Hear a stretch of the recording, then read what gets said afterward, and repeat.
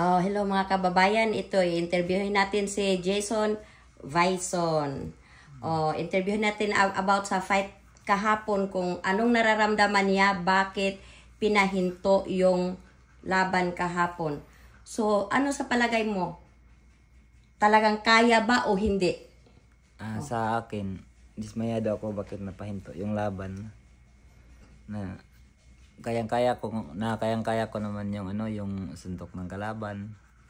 Oo na nagkapasa lang ako kasi manipis yung glove. Wala nga, hindi nga masyadong Tinatamaan ako sa yung glove niya? Same lang man yan. Parehas lang kami na Oh, tapos manipis yung glove. Yun, magkakapasa ka talaga. Lalong-lalo na ako, mabilis ako mapasaan. Yun lang yung ko. Tapos, yun. Na-shock lang ako bakit napahinto yung laban sa corner. Hindi na. pero ano ba talaga, yung sa ramdam mo sa katawan o ano ba talaga, talagang nahihilo ka na ba kasi nasuntok ka sa mukha or masakit na yung katawan mo? Ano ang nararamdaman mo sa fight na yun? Wala naman, hindi naman nahihilo. Out balance lang talaga ako kasi yun man talaga yung ko, galawan ko, out balance lagi. Hindi naman nagbabago talaga yun, out balance lagi. Kaya yung nila na nahilo na daw ako, hindi naman ako nahilo. Dapat pag pa sana yun,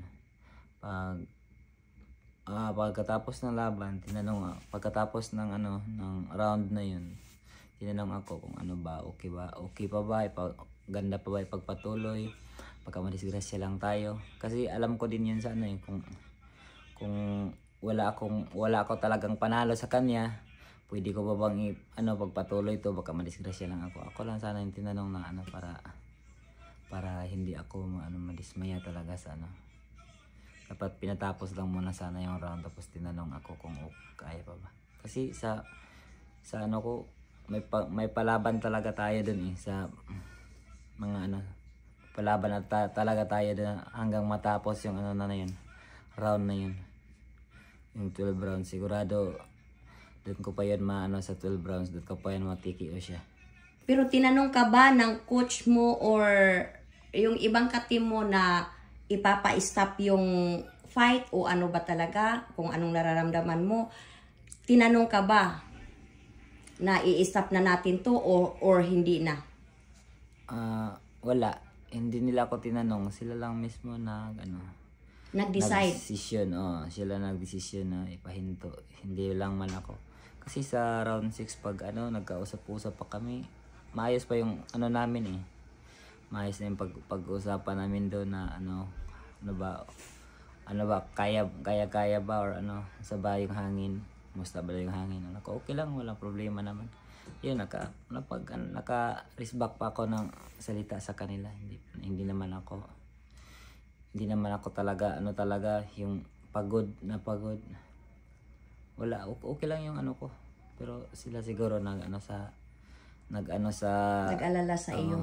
Kaya pina-stop ka ng without consent sa iyo. Oo, yun talaga yung dun. Dapat may pa talaga sa akin sana. May consent sa iyo. Sinabihan to sana ako kung pwede ba natin ihinto yun. Pero yun na, hindi natin mababago yung decision. Yun na yun. Okay, thank you so much sa pa-unlock mo sa amin na interview. So, welcome. So ito namang isang ito yung niya, i-interviewin natin yung kasparing. Okay, interviewin natin yung kung ano ba talaga sa decision. I-interviewin natin kung ano ang nararamdaman niya sa decision sa boxing na yun, sa fight na yun. Nagulat din, siyempre, na-shock din sa nangyari. Kasi nakilala ka bakit? Sino ka ba yung ikaw yung ka-spar? ako yung sparring partner niya. Tsaka matagal rin kami nagsama. Kaya alam ko rin yung weakness tsaka yung kung ano yung pwedeng maitulong para sa kanya. Kaso nga lang, siyempre wala ako doon sa corner. Medyo bawal kasi. Kaya sa labas na ako. Yun, sigaw-sigaw lang. Pero ano, na-shock lang talaga sa nangyari. Kasi, desisyon ng corner niya, siyempre respetuhin natin kasi yun naman yung ginawa nila. Wala tayong magawa doon. Pero yun nga, na-shock lang talaga sa nangyari na natigil yung laban. Kasi expected din namin na kaya ding talunin ni Bison eh. Baka nga man-knockout niya pa. Eh, yun nga. Ano nangyari? Wala tayong magawa. Talagang tanggapin na lang kung ano yung nangyari. Bawi na lang sunod. Sayang lang din yung ano nangyari na tinigil. Sayang talaga. Kasi di natin alam eh. Wala nang next opportunity na kagaya nito. World Championship. Yun na sana ang time na mag-shine siya. Oo, yun na sana. Unification na yun eh. Kumbaga, doon ka na puputok. Yun na yun. Lahat ng boxer, yun ang pangarap. Kahit ako, yun pangarap ko eh. Wala tayong magawa. Natigil na eh. Tapos na yung laban. Tanggapin kung ano yung dapat tanggapin. O ito naman, i-interview natin tong coach natin. Kasi ito yung nasa corner, right? So, i-interview natin kung anong idipinsa niya sa mga komento kasi sa online talaga, ang daming komento. Kung anong masasabi mo sa sa mga comment ng mga tao kasi para ding minjula yung mga comment nagbaha din. So, parang ma-explain mo rin yung side mo. Oh. Para namang fair tayo. Hindi nila naintindihan yung boxing. Pasakitan ng at saka ito nagbabawas ng timbang. Yung isa hindi. Hinahabol namin yung timbang para lang may chance kami. Pero nakita namin, wala man din kaming panalo pagdating na tapos ng round. Pero nasasaktan na yung boxer. Alam, patagalin pa namin. Pero kung gusto namin manalo, pero siyempre nakikita namin na baka manakaut lang eh. Hindi nakakahiya tuloy. Hindi na yun na ipapakita namin yung boxer ang umayaw. Ayaw namin ipapakita. Kami na, ibig sabihin kami na ang sumasalo sa mga batikos ng boxer. Baka sabihin nila, lalaban ka pala, wala kang magkakayanan. Oh. Kami na lang ang sumalo. Trainer ako, pero hindi ako lang nagdesisyon. Nagdesisyon kami lahat, pati yung Katman. Hindi namin makakuha na, hindi namin matiis na bugbugin lang yung namin, boxer eh. Sabihin man ng boxer, hindi talaga ang boxer, ayaw yan titigil yan. Ayaw umayaw ng boxer. Kahit sino. Kung gustong lumaban, ayaw talaga umayaw yan. Kami nakita namin. Umiwas din kami sa disgrasya. Kasi ang disgrasya, isipin mo, buo kang pumunta dito, pag uwi mo, may kulang na. Saan ka doon? Sa may kulang na o sa buo ka pa rin uwi? Tapos may pamilya ka pa. Pwede ka pa naman makabuksing eh. Ang iniwasan namin, baka hindi na siya makabuksing ulit. Nakita mo naman yung mga disgrasya ngayon sa mga boxer, di ba? Yung Hapon, kumatos. Sa Pilipinas din may namatay. Yan ang iniwasan namin. Kasi pag ang boxer napipilitan, ayaw talaga yan umayaw ang boxer. Napakatapang ng boxer. Kasi ranas ko yan, boxer din ako eh. Yung tinigil nga yung putok ko sa mata, ayaw kong tumigil talaga. Gusto ko pang kuhan, siyempre, tinigil na eh, di talo ako. Sino bang gusto matalo? Ang gusto lang namin kasi yung boxer ang safety. Hindi naman na sinasabi namin na bayaran kami. Sino magbabayad sa amin? Magaling yung kalaban. Nakita naman nila ang laban eh. Tsaka ang boxer talaga, hindi talaga aayaw yan. Kasi may gusto siyang patunayan. Na kaya niya to. Kahit talo man siya, at least natapos niya yung round. Yun, pero isipin natin, na ayaw natin may mangyari. Buo tayong pumunta dito, buo rin tayong uuwi. Ayaw kong may mga disgrasya. Matagal na ako sa boxing. Oh. Mula 17 years old ako, boxing na ako. Hanggang yung 61 na ako. Nasa boxing pa rin ako. Matagal na yung karanasan. Kahit sino sa mga kuwan dyan, mga trainer na iba dyan, malayo sa aking experience yan. Pero hindi lang ako sikat. Kasi wala man akong nagawang pangalan. Ito nga sila, ginagawa ko pa yan sila. Pero siyempre, chance nga hinahanap namin. Kung wala naman tayong chance, huwag nating isipin na may disgrasya pang mangyari. Kawawa naman yung boksingero.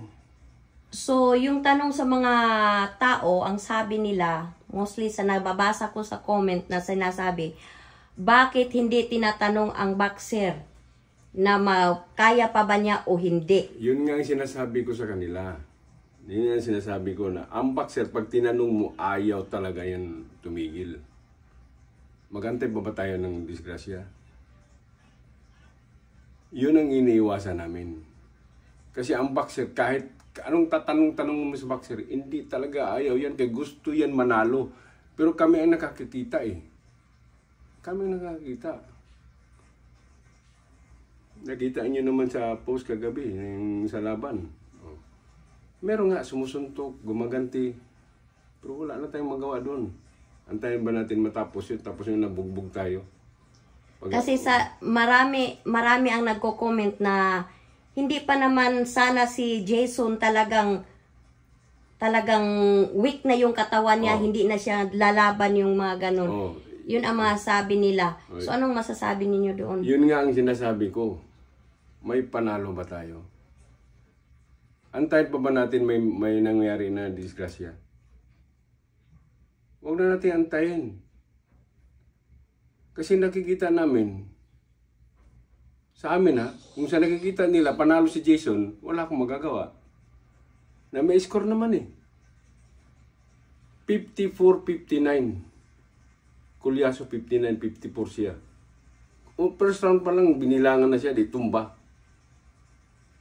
Talo na siya doon. O nadagdagan pa. Sabi nga ng scorecard sa sa mga nagko-comments, may 2 panalong round daw siya. So 7 rounds na yun eh. So 5 talaga kay Kulyaso. 2 lang sa kanya. Antayin pa ba natin yan, hahabulin yung 5 round? 7 rounds yun, 5 round na lang. Ibig sabihin, kung makuha mo man yung 5 rounds na yun, tabla ka lang. Wala ka pa rin panalo. Panalo pa rin ang champion. Kaya yung sa 5 round, hindi natin alam ang mangyayari. Kasi agresibo na si agresibo na si Kulyaso. Kasi nakikita niya na nanghihina na si Jason. Nakita man din natin yung laban. Doon namin nakita na mahirap ituloy na uuwi tayo na talunan pa tayo, bugbog sarado pa tayo. At least na paliwanagan yung buong tao. Hindi kasi nila lahat ng tao sa buong bansa na paliwanagan. Hindi kasi nila naintindihan yung boxing. Gusto nilang boxing lang panoorin eh. Hindi nila gustong panoorin yung may pwede bang manalo yung dihado o pwede bang maka-knockout yung dihado. Pwede talaga mangyari yun. Pero sa lugar kasi namin, sa nangyayari kay Jason, yung lumaban kami sa Japan, malaki man yun, pero hindi siya nagbabawas ng timbang. Nakatapos kami ng round. Kasi kaya niya eh. Ito ngayon, 108 lang yan eh. Bumaba pa kami ng 105. So, malaki ang binabaan ni Jason. Binawas talaga namin yun. So, nagsakripisyo siya para makalaban lang siya. Meron naman kami pinaghandaan na eliminator sa 108. Pero, world kasi ito eh. Chance to niya, baka makasilat siya. O di, itong kinuha namin. At saka medyo malaki-laki yung offer. Doon kasi maliit, eliminator lang. O saan ka pa pupunta? Samantalang kaya namin kunin ang timbang. Kaya lang sa kondisyon, hindi namin nakaya na ng kondisyon. Siyempre, nagbabawas kami. 108 yung... Nagbabawas na kami sa 108. Babawas ako kami yung 105. Kaya yun ang paliwanag ko sa kanila na intindihin nyo muna ang boxing. Kaya hindi yung unboxing kain ng kain lang, suntok ng suntok lang, at tapos wala kang biniisip na may timbang pa lang, babasihan. Sa timbang kasi tayo magkakatalo eh. Pag hindi mo makuha ang timbang, hindi ka pwedeng lumaban ng World Championship. Yun yun ang intindihin nila. Hindi yung laban ang intindihin nila. Nagbabawas ang timbang yan. Hinahabol yung timbang ng champion. Para lang kasi makalaban. Kaya ako nga, hindi ako nagsasalita talaga. Ngayon, tinatanong mo ako, nagsasalita ako. Siyempre, isasabihin ko yung tama. Yes. Kasi mahirap man yun, ibabas niyo ang boxer, ibabas yung mga trainer o corner ng kuan. Yeah, at least napaliwanagan sila kung ano ang napaliwanagan na-explain mo yung side mo. Kasi ang dami talagang nagbabasa inyo. Alam ko, kasi hindi naman nila alam yung mga pangyayari. Kahit sabihin pa nila, alam namin yun. Alam lang nga ninyo, pero alam ba ninyo na nagbabawas yan ng timbang, hinahabol yung kalaban. Saka iba yung pangyayari na nangyari. Dayo pa kami dito. Mahirap na yun ipaliwanag kung hindi mo intindihin. Anong masasabi mo na more sa boxer doon na nag-attend na hindi sila satisfied sa mga decision? Alam ko kasi sa decision namin mga trainer, hindi kasi nila intindihan, umiiwas kami sa disgrasya sa boxer. Kasi pag nangyari yan, yun nga sinasabi ko, ayaw namin umuwi na may naka-wheelchair. Kung buo kami pumunta dito, buo rin kami pumunta doon, naglalakad. Ayaw ko na may naka-wheelchair. Ayaw ko may disgrasya eh. Matagal na kasi ako sa boxing. Mula 17 years old na ako, nagbo-boxing na ako. Hanggang ngayon, nasa boxing pa rin ako. Ayaw kong sabihin nila nga, ang tagal-tagal mo na sa boxing, hindi mo alam yung mga nangyayari. Hindi mo alam pa paano gawin. At saka, hindi yan decision ng isang tao lang. Pinag-usapan namin yun sa isang corner namin. Pati yung katma namin sinabi. Kasi nakita niya, may sugat ito eh. Ayaw namin na madagdagan pa yun o kaya ma-knockout man siya. Mas grabe ang mangyayari pag na-knockout yan ng bata. At least hindi siya ang sumurinder, kami. Oh, okay. Kasi kami ang naawa. Kasi pag ang boxer talaga, ayaw rin sumusurrender yan. Walang sumusurrender na boxer kung matapang ka. Pero kung duwag ka, kahit saan ka tinamaan, duwag ka eh. Wala na. Tapos na yun. Matapang kasi ito. Kami ang nakakita ng hindi maganda. Unang-una, nagbabawas siya ng timbang. Hindi niya timbang ang nilabanan niya. Kinukuha lang namin yung chance na world kung sakali. At hindi ordinaryo ang kulyaso. Hindi ordinaryong boksingero ang kulyaso. Tingnan nyo, walang talo. Ang knockout pa, ngayon, 10 na. 13 na yung panalo niya. May habol nga kami, pero hindi nga namin timbang. Pag lumaban si Kulyaso ng timbang namin 108, ba't hindi kami tatapos? Baka bugbugin pa namin yung Kulyaso. Timbang niya yun eh. Ibig sabihin, hari siya doon. Nagbabawas pa kami ng timbang para makuha lang namin yung chance namin sa kanya. At saka, hindi, nakita ko talaga ang kondisyon nito iba. Sa ring nakikita ko, konti lang yung masuntok niya. Bihira. Pag yan ang kondisyon ng katawan yan, lalo na yung laban namin sa Japan, ang laki ng kalaban yan. Ibig sabihin, hindi kami takot. Takot lang kami ngayon dahil mababa ang timbang.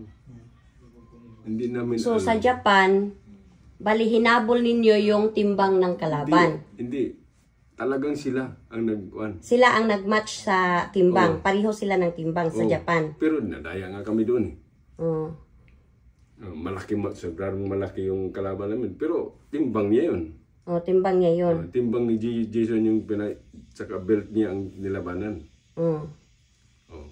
Anong nangyari? Panalo pa kami doon. Panalo kayo. Tinumpa pa namin 2 beses. Mm.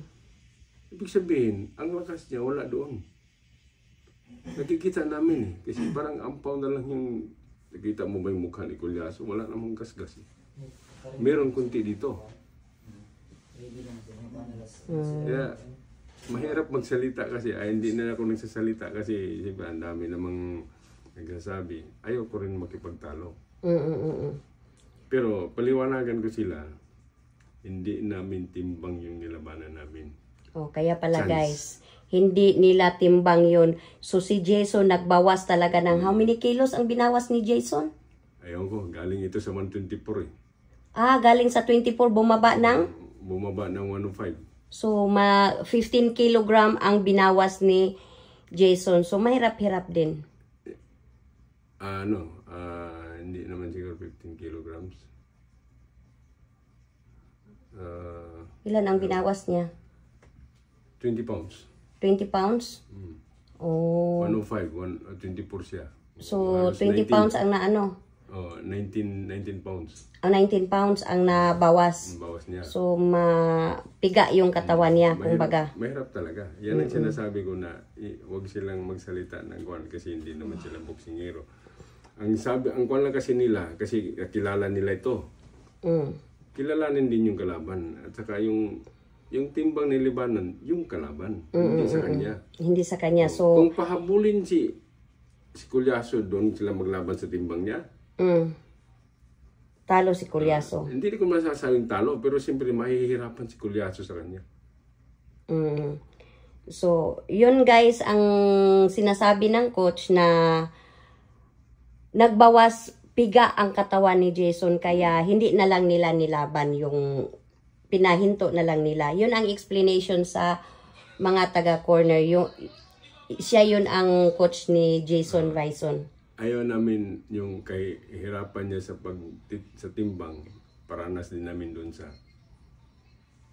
mas grabe na yun kasi maranasan mo talaga yun pero siyempre ranas mo na yung isipin mo sabi niya halos 1 buwan siyang hindi kumakain ng kanin, puro sabaw na lang, prutas, yun lang ang kinakain niya.